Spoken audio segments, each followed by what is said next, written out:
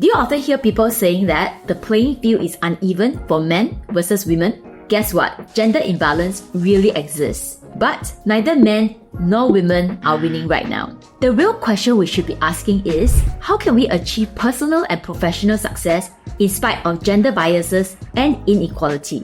Hi, I'm Angela from GrowthGarden. We're going to look at some facts about our world. You're going to realize that the gender gap does exist, but it doesn't mean that you have to lose out if you are a woman or that you must act like a man to succeed. Because your gender will not hold you back if you don't allow it to. In fact, it can be a source of strength if you know where to look. Before you address an issue, you must first recognize it and understand it. Gender disparity does exist and it affects everyone: men, women, societies, and entire economies. You may have seen this statistic. Women earn 80 cents for every dollar earned by men. This statistic has been circulating for years. A study in 2022 shows that the pay gap hasn't really changed. This gap is even bigger in certain cultures and for female minorities. Globally, as of early 2023, women represented less than 10% of the heads of states of government and only about 29% of senior management roles. To be honest, I didn't really think much about this until I read two books recently that totally opened my eyes. These are Lean In by Sheryl Sandberg and Invisible Women by Criado Perez. So in case you're not familiar, Sheryl Sandberg is one of the most influential female executives in the world of technology. In the book Lean In, she admitted that she didn't really realize the challenges for working moms until she became pregnant herself. There were simpler things like walking with swollen feet all the way from the car park to the office, and there were other struggles such as leaving work early so that she could spend time with her baby at home, even though she was checking emails at night. I think most of us working moms can relate to that.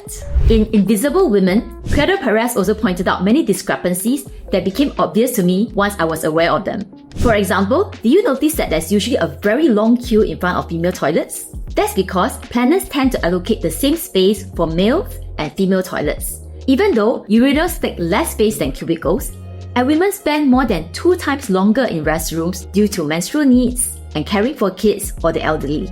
Many things that we take for granted, from public transportation to product design, are actually designed by men for men. Just take smartphones for example. Most of the popular models are too big for females to use with one hand, which is why we struggle to take selfies or to type with a single hand. How about the piano? The octaves on the standard piano keyboard are 7.4 inches wide, which disadvantages 87% of female pianists. I play the piano and I've always found it a stretch literally to play octaves. And now I know why. These aren't just about inconveniences, there are also health implications. Women and even men with smaller hands are more likely to suffer from strain-related injuries from using smartphones or keyboards that are too big for us. I was shocked to learn that even medical research is gender biased. For the longest time, Western medicine assumed that women are just smaller versions of men with different reproductive parts. But the truth is, our bodies are totally different. Did you know that women exhibit different heart attack symptoms compared to men? We don't get pain in our chest or left arm, but instead, we might actually experience stomach pain, breathlessness, nausea, and fatigue when we're having a heart attack, which is why women have a higher risk of dying from heart diseases, largely due to misdiagnosis and overlooked symptoms. I strongly recommend reading these 2 books as they are truly eye-openers. If you have no time for the entire books, then try reading the book summaries. I've included the links for both sets of resources in the description below. So, what's holding women back? If you were to break it down, there are both internal and external obstacles holding women back from achieving their full potential. External obstacles include things like discrimination, sexism, gender stereotypes, and even male-dominated perspectives in products and services like what we just discussed. And it's not because men are out to make women's life difficult. This is simply what happens when planning and leadership roles are primarily held by men. After all, it's only natural for men to see things from their perspective. But what's less obvious are women's own internal obstacles, the way we view ourselves in society. These tend to show up through a lack of confidence, fear of others' judgment, or the tendency to put ourselves last. Let's look at the more subtle effects of social conditioning and gender biases, which affect how we perceive men, women, and their roles or behaviors. In an experiment, students were told a story about a successful, outgoing individual. However, there was a twist. In one version of the story, the individual was a man named Howard. In the second version, the individual was a woman named Heidi.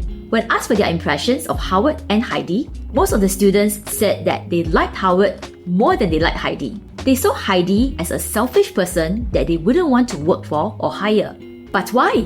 Because men are expected to be driven and decisive, and women are expected to be sensitive and nurturing. The students didn't like Heidi because she didn't match the stereotypical expectations of a woman. This is known as the Likeability Dilemma. Men are applauded for traits like power, aggression, and assertiveness, but when women exhibit those traits, we tend to be labeled bossy or abrasive. How about gender roles and stereotypes? In my culture, a typical day for a working mom goes like this. She wakes up early to get the kids ready for school before heading off to work. After a full day at the office, she returns home to check on the kids, see if they had their meals and did their homework, finish up the household chores, and maybe check some last-minute emails before finally getting ready for bed. Sounds familiar, ladies? How about the men? They have an equally long day at work. When they get home, what they really want is just some quiet time to zone out in front of the TV or in front of their phones. Never mind the screaming kids or the unfinished chores. That's our job, right? If the men chip in at home, you get comments like, "Wow, you're so lucky that your husband is helping out." Look, this is not one of those women power down with the men type of videos, because men have their social conditioning and challenges too. They have to deal with expectations of being strong, macho, and successful in their career. And they will get judged if they say that they can't go out with their buddies for drinks because they must babysit. So yes, gender discrepancies and gender biases are real. I genuinely believe that in the long run, there could be greater opportunities for both men and women to choose their paths at work and at home. This could come from having more women in leadership or in traditionally male-dominated sectors like technology or transportation. We also could have more sex disaggregated data to understand the needs of men versus women. And obviously, more supportive government and company policies would always help. But such changes will take decades, if not longer. If you are a woman who wants to succeed in life, then don't wait for the world to change or hope for other women to help you. The only thing you need to change is your mindset. Realize that you are more than your gender, you are more than your circumstances, and you can choose not to let gender biases or obstacles hold you back. Here are 3 inspiring examples to show you that you can rise above those challenges. Take Sheryl Sandberg for example. According to the World Bank's latest statistics in 2024, less than 1/3 of the world's technology-related jobs are filled by women.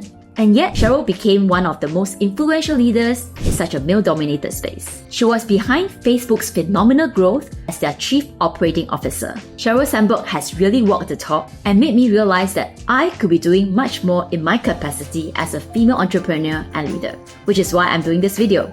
Women need to shift from thinking, "I'm not ready to do that," to thinking, "I want to do that and I'll learn by doing it."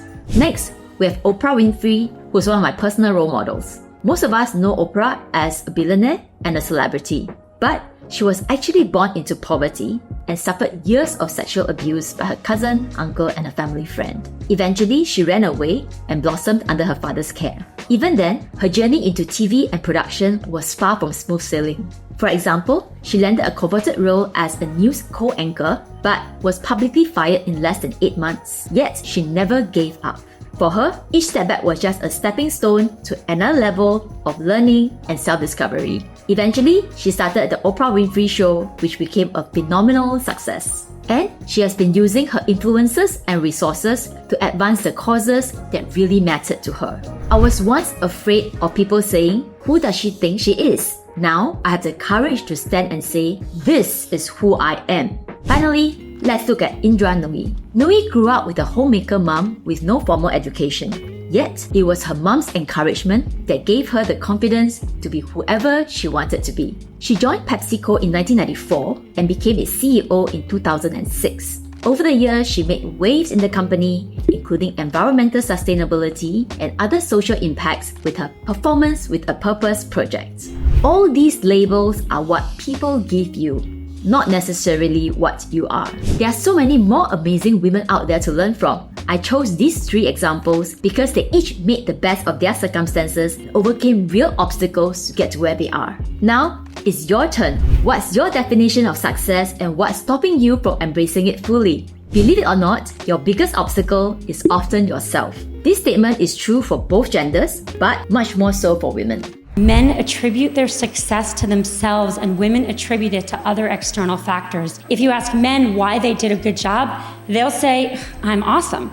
If you ask, obviously, why are you even asking? If you ask women why they did a good job, what they'll say is someone helped them, they got lucky, they worked really hard.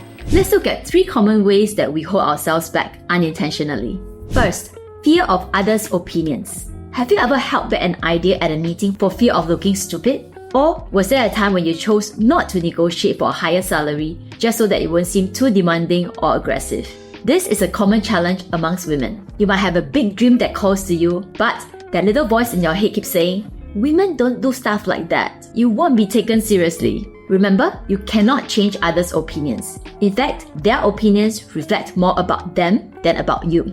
So, focus on the value of your contributions and the things you can control, not on your potential labels. Ask yourself, would I rather be respected for my contributions or liked for my silence? What value can I bring to the situation? Number 2, limiting beliefs. Often, we restrict ourselves with limiting beliefs and excuses. Here are some of them. I don't have the skills and experience to do this. I will probably fail. I don't even know where to start. You get the idea. Basically, anything can hold you back if you allow it to. For every limitation you can think of, you can find someone else who has achieved success in similar or worse conditions. Instead of blocking yourself with objections, try creating a success journal. You can document your accomplishments and your strengths. Read up on people who have successfully overcome your perceived obstacles. Keep asking yourself, do I want to be defined by my fears or how I transcend them? Then focus on what you can do to move toward your goal. Number 3, try to do too much or to be perfect in everything. Can you think of female friends or colleagues who have a full-time job and can still find time to cook, care for the kids, look after their parents, and run all kinds of errands? Chances are they'll be doing all of that and still feel that they're not doing enough. I was just talking to my female friends the other day and we realized that women feel the need to put in 200% in every area just so that we don't feel like bad moms or bad daughters or bad wives while juggling our careers. Why are we so hard on ourselves? Occasionally step back to ask yourself, am I chasing perfection at the expense of enjoying my life? It's okay not to have a home-cooked meal every night, and it's perfectly fine to say no to additional responsibilities if you're already stretched so thin. Focus on the tasks that truly align with your values and bring joy to you and your loved ones. I believe that gender disparity will always exist because fundamentally, men and women are different biologically. And that's not necessarily a bad thing. In my next video, I'll be addressing specific ways that women can play to our strengths and leverage on opportunities where we have the unfair advantage. Do subscribe to make sure you don't miss out on that video. Ultimately, you are free to define success on your own terms. And if you ever need a word of encouragement, just drop me a comment below. Remember to like this video and to share it with anyone who could benefit from it. See you in the next video.